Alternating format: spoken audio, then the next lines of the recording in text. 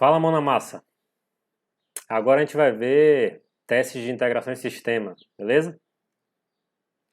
Para isso está aí a leitura recomendada, os capítulos 13 e 8 do Pressman e Somerville, respectivamente, e o capítulo 4 do Swebock, beleza?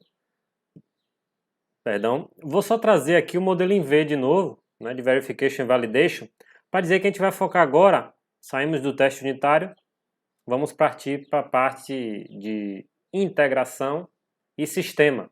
O que quer dizer isso?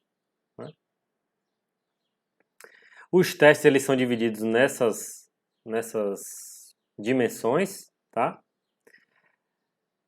Mas primeiro, o que é teste de integração?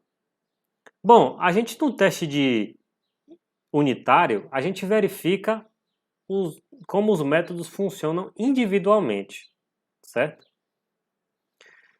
Mas como é que eles funcionam juntos? Num contexto de um método chamando o outro, né? Existe algum motivo para a gente duvidar que eles vão funcionar em conjunto? Pior que existe. A combinação de métodos pode causar perda de informações, né? Pode causar um comportamento errado.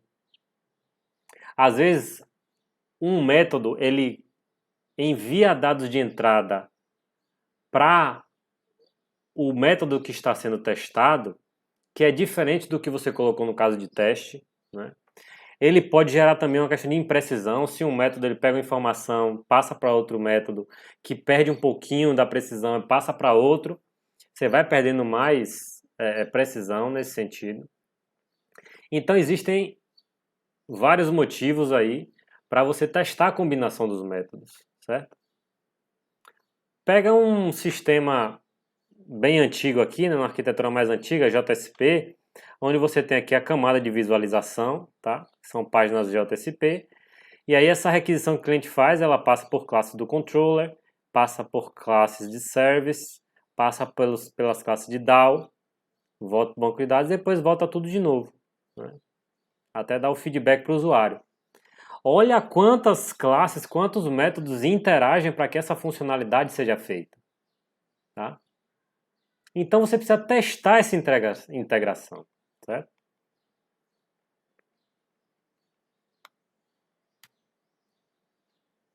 Por exemplo, vou fazer o cadastro de um usuário. Você vai precisar passar por vários métodos de várias classes, né? Mas a gente tem uns problemas. Para eu fazer um cadastro de usuário, eu preciso fazer um teste de um determinado caminho lá, não é? Não vamos esquecer dos nossos caminhos. Os testes de integração também tem.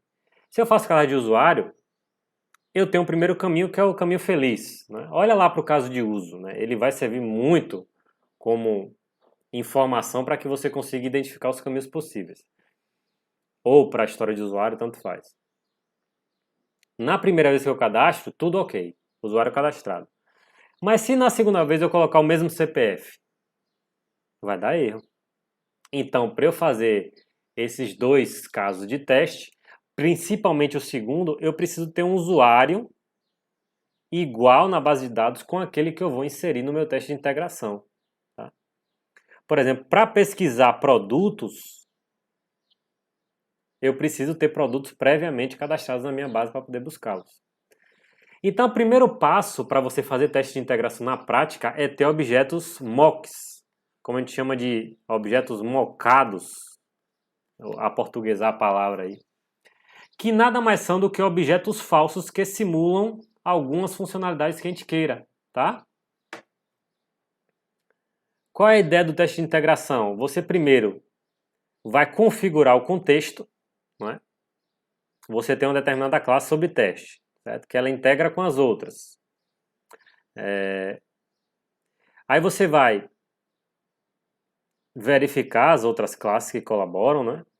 Mas, e mais importante que tudo, você vai configurar o mock, que são os objetos que vão ser retornados para esta classe para garantir que o teste de integração seja executado com sucesso. Aí você vai disparar o comportamento, gatilho, né? Por exemplo, o cadastro de usuário seria lá no user controller, Seria o save, por exemplo. Ou register, né? Deixa eu apagar aqui. Colocar register.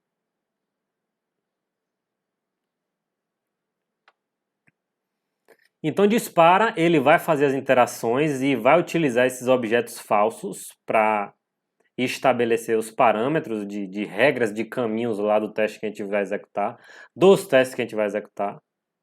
E depois você vai verificar se o mock que você gerou no final, ele atende àquilo que foi esperado. Então é assim que a gente faz o esquema básico de teste de integração. Todas as verificações são em cima do mock. Ah, eu preciso de um banco de dados fazer o mock? Às vezes não. Às vezes você pode fazer com objetos em memória mesmo. Depende da tecnologia que você for utilizar. Por exemplo, para Java, a gente tem uma API chamada Mockito, que é criação de mocks, objetos de mock, para a gente fazer testes de integração em sistema Java, né? Aquele, por exemplo, faz um mock de um objeto do tipo lista, né? Aí você adiciona nessa lista uma string, depois você limpa essa lista, né? E a ideia é que você consiga fazer uma verificação, por exemplo, eu quero verificar dessa minha lista mocada a adição do método nela, ou eu quero verificar a limpeza da lista nela, tá? Então você tem essas opções aí, certo?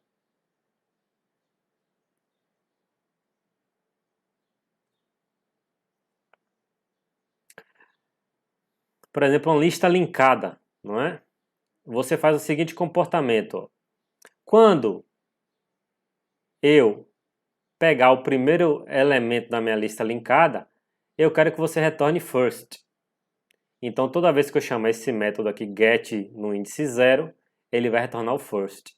Então, se eu fizer mockedList.getZero, ele vai fazer para mim me retornar o elemento first. Eu estou fazendo um comportamento falso para o meu objeto, certo? Agora, se eu não fiz nenhum comportamento para outros elementos, ele vai retornar nulo porque não tem nenhum elemento naquela lista, certo? E a lista é falsa, por exemplo. Então você não precisa. Então imagine como você poderia criar objetos complexos e estruturas de dados complexas para serem verificadas aí nesse sistema, tá? Então o Mockito é uma das ferramentas que dá o suporte a isso. Você pode também criar os objetos na mão, você pode configurar um ambiente de mock de dados falsos, você pode criar uma base de dados falsa para fazer esses testes.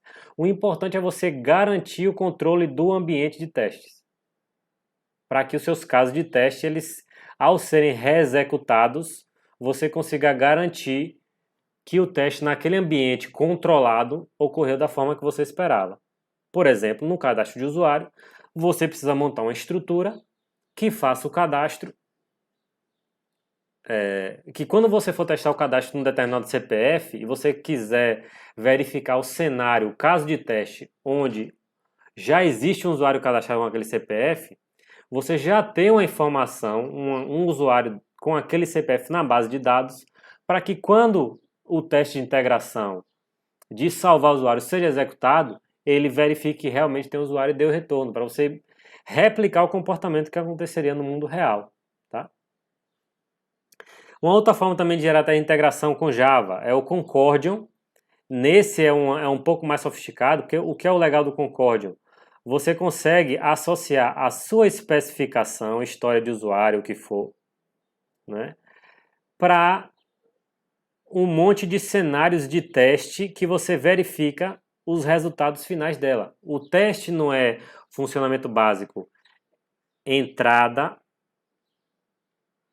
processamento e saída.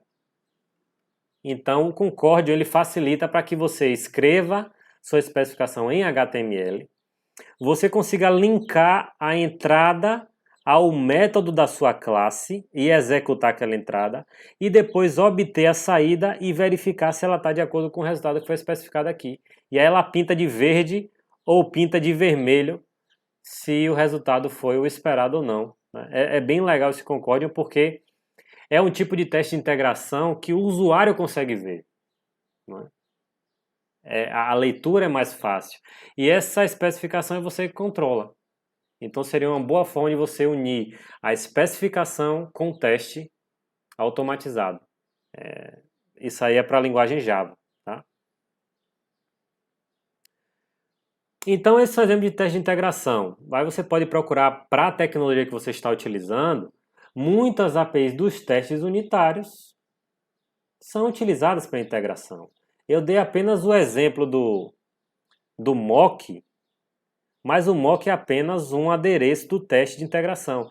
Mas, por exemplo, se você tiver em Java, JUnit é a base para você executar o teste de integração, tá? E assim também para as outras linguagens e tecnologias. Você utiliza a mesma tecnologia que você aplica no teste unitário para teste de integração, só que quando você precisar de um ambiente de dados, informações fake para serem simuladas no seu teste, aí você vai tomar o apoio dos objetos mock. Né? Agora, teste de sistema é aquele teste onde a gente vai olhar o sistema em execução. Não é? Você não vai mais entrar, pelo menos você não vai implementar, não vai utilizar frameworks que fazem acesso ao código-fonte, a verificação do código-fonte, para poder executar os testes, seja ele automatizado ou manual. Tá? Esse é um dos tipos de teste onde você tem realmente as duas vertentes, né? Manual e automático. Tá? Para teste de sistema você tem três tipos, né? O de caixa branca, onde você tem os testes unitários e de integração que eles verificam. O que é o teste de caixa branca? É aquele teste que você vê a implementação do sistema. Você tem acesso a ela para realizar o teste. O teste de caixa cinza é você ter um acesso a parte da implementação. Né? Você não tem acesso a todo o processo. E o de caixa preta é o teste onde você não vê a implementação do sistema.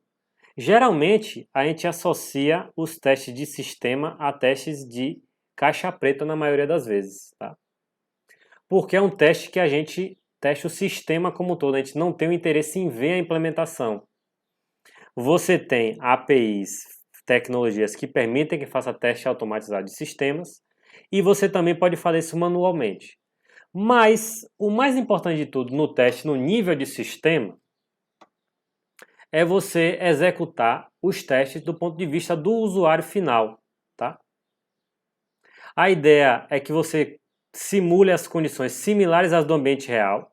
Se você conseguir fazer o deploy do sistema com uma certa massa de dados para poder executar aquele teste, é muito importante, tá? E a questão do teste de aceitação é apenas um tipo de teste de sistema onde você escolhe um grupo de usuários, né? Um grupo restrito de usuários, e eles vão dar o feedback para você. Isso é o teste de aceitação, tá? Mas, para ter um teste de sistema eficiente, você tem que planejar os casos de teste. Você tem que fazer o projeto deles. Para isso, você vai planejar os casos, né? Faz um projeto e aí você vai especificar os casos de teste que devem ser executados.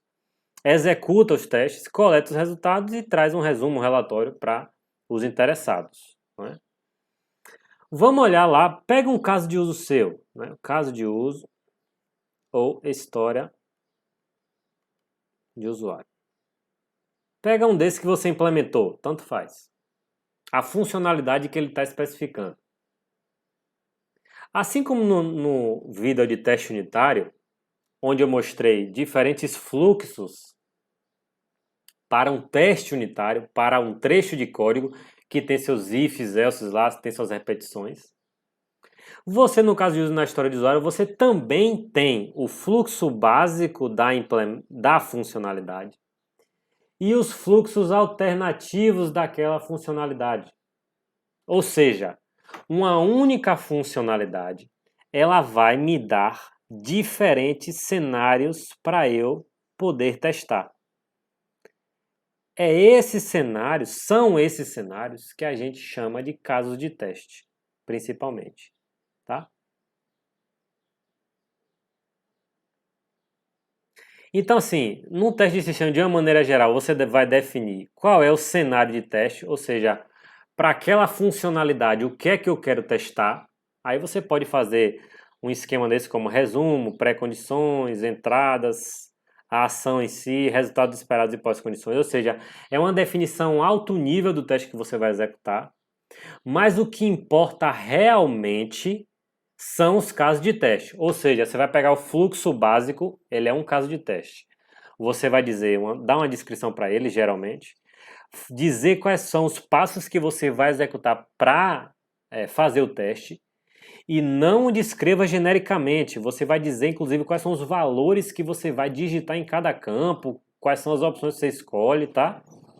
Tem que ser bem detalhado mesmo, porque você tem que fazer com que ele seja replicável, para que, caso ocorra alguma falha, o desenvolvedor consiga replicar exatamente o que você fez, para poder identificar a falha e corrigi-la, né? Então o testador ele vai especificar isso, vai dizer qual é o resultado esperado e aí ele vai fazer o teste. Quando o teste for realizado, ele vai dizer se o teste falhou ou passou, tá? Caso o teste tenha falhado, você abre um issue, né? Você abre um chamado para que o desenvolvedor ele faça o ajuste daquele caso de teste. Mas mais uma vez, o planejamento é ver quais são as funcionalidades do meu sistema que eu vou testar. Todas. Ponto final.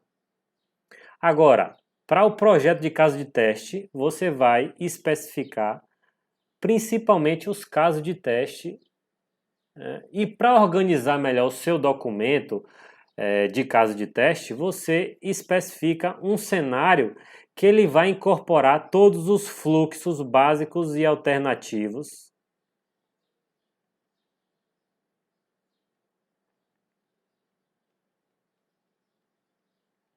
Todos os fluxos básicos alternativos daquela funcionalidade, tá? Então, recomendação, eu tenho lá a minha funcionalidade, independente do formato que ela esteja especificada, fazer uma descrição de um cenário de testes, conforme eu mostrei no slide anterior, e para cada cenário de teste, você vai especificar os casos de teste. E aí você vai executar e colocar os resultados, tá? Não tem problema se o teste falhou, se passou. O importante é que ele seja identificado o erro e seja consertado, certo?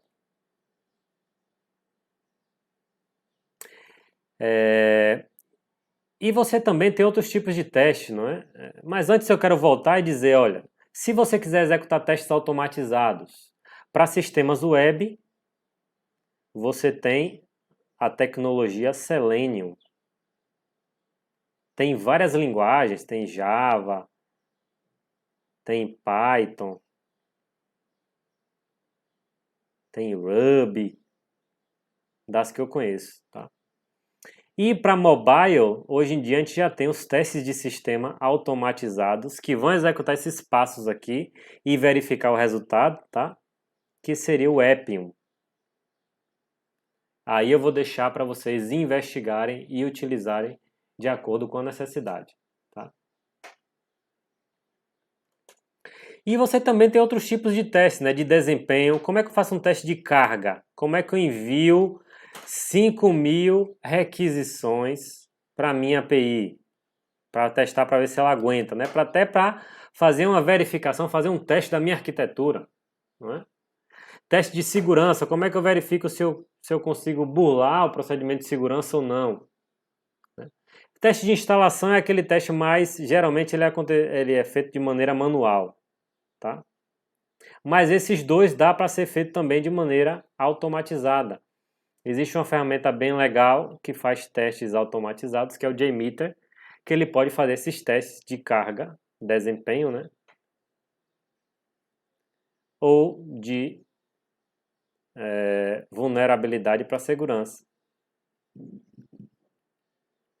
Então, mais uma ferramenta para vocês observarem como é que faz.